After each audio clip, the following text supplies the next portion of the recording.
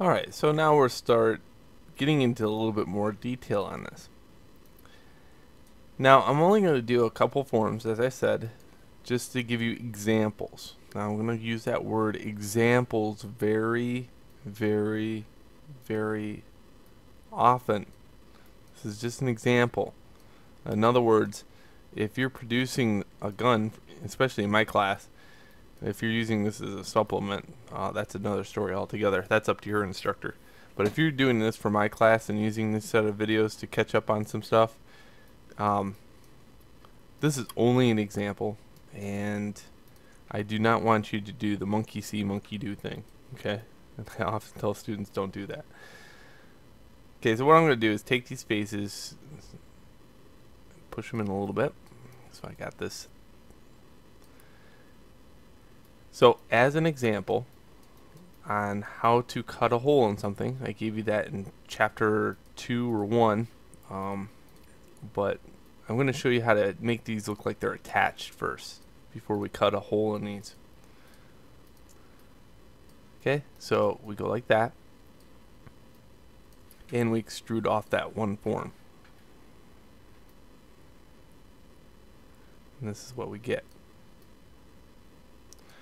Okay, then if you want to straighten out all the vertices at the top, you can do that.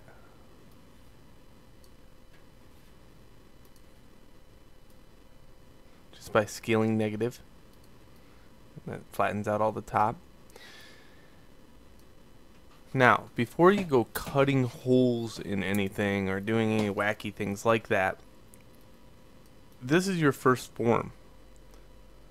Okay, so what we have to do is we have to kind of brace this a little bit before we go adding more detail. In other words, remember I always hit 3 on the keyboard and things start doing that. Okay, so what I want to do is brace this object a little before we add a hole in it. Okay, so 3 on the keyboard.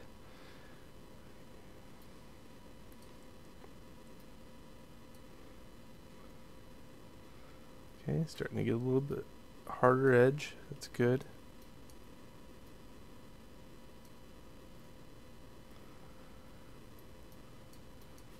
Okay, so I'm just always placing my edges in and hitting 3 and seeing how that pans out.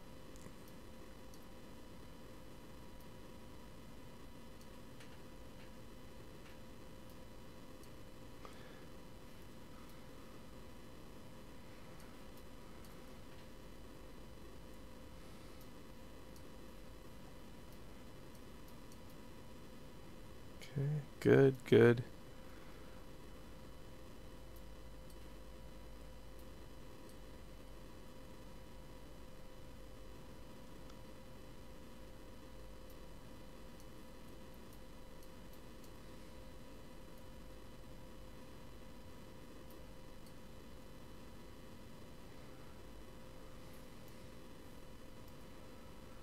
Alright, there we go. Now that's all braced nice and neat, and I get the mixture between hard edge and a pseudo soft edge going on. And in 3 you can also add these loops. You know, it's not like you have to keep switching between 1 and 3. It's just easier for me to kind of show you where to insert them in 1. Okay, so now think about how we did this. I showed you how to cut a hole in a pyramid in one of the lessons, okay? So it's a lot like that. The thing I would say though is think ahead. This object's positive x is on this side, okay? So make changes only to your positive x. So this side is the side I'm going to aim for as far as taking this face and extruding it just a little bit in and going like that. Okay. Then I'm going to delete the face. Same with this side. I extrude red, then green, scale, and delete it. Alright, so why did I do that on the positive x side? Well, that's very easy. Okay, first off, keep note of y and z. Okay, y and z make up the plane that goes down the center of this. And then we're going to use that tool that I showed you before. It's called Mirror Cut, square box. And here is Y and Z. Apply it. And there we go. How about we turn wireframe unshaded on so I can see that everything is copacetic. And good to go. Okay. Command D to duplicate it.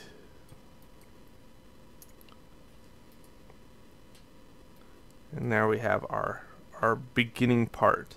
And I'm just going to kind of put this in place a little bit.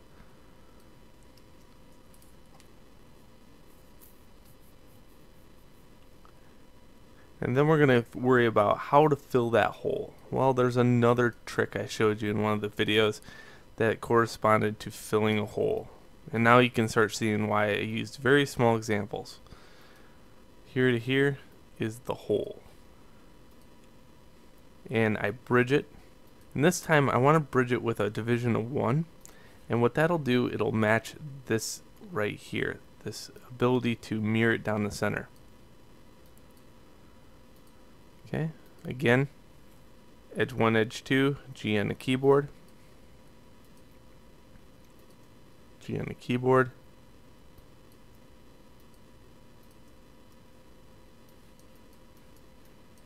And I do the same back here.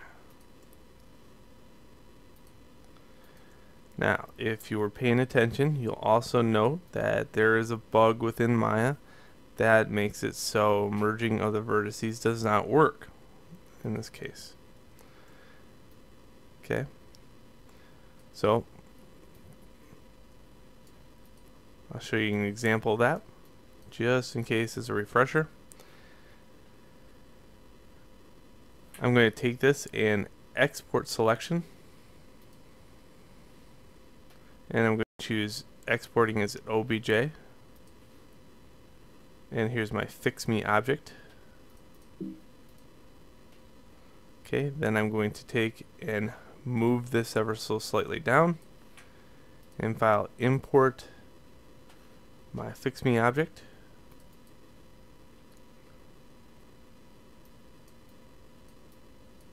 And on this one, I'm going to insert an edge loop here. And you're going to see it doesn't work. Okay? So, what happens is, just because you added a bridge in there and then exported it, there was one step that I skipped. And hopefully you were going, oh, you forgot that one step. But if you weren't, it is taking all the vertices on the inside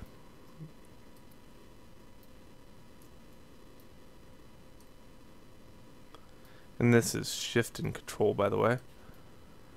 So I'm only highlighting the vertices on the inside, the ones that need merging. I try to stay away from over merging because it leads to problems. So if I was to hit merge right now, these two would merge, and that would be bad. Okay. Depending on what my setup for merge was. So I try to stay away from all that.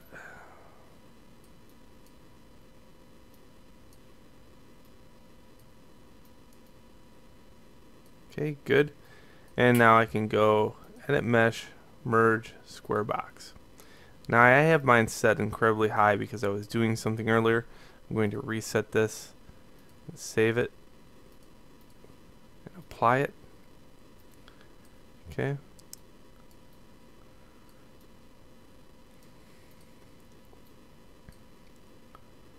Then export it.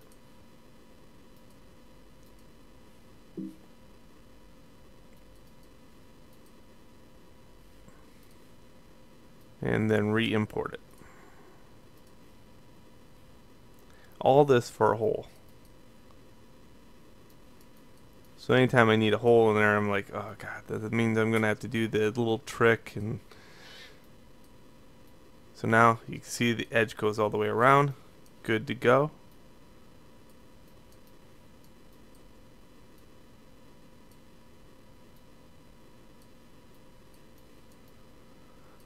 Alright, and again, I had to straighten out my form.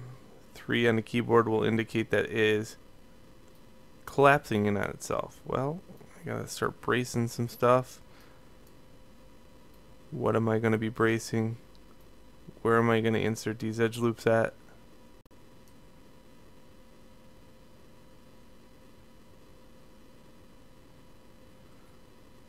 And I'm doing this on every corner.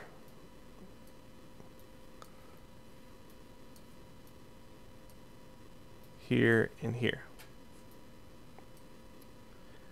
3 on the keyboard. Good to go. Okay, in the next video I want to show you how to add a little bit more detail, and then we'll go into something else.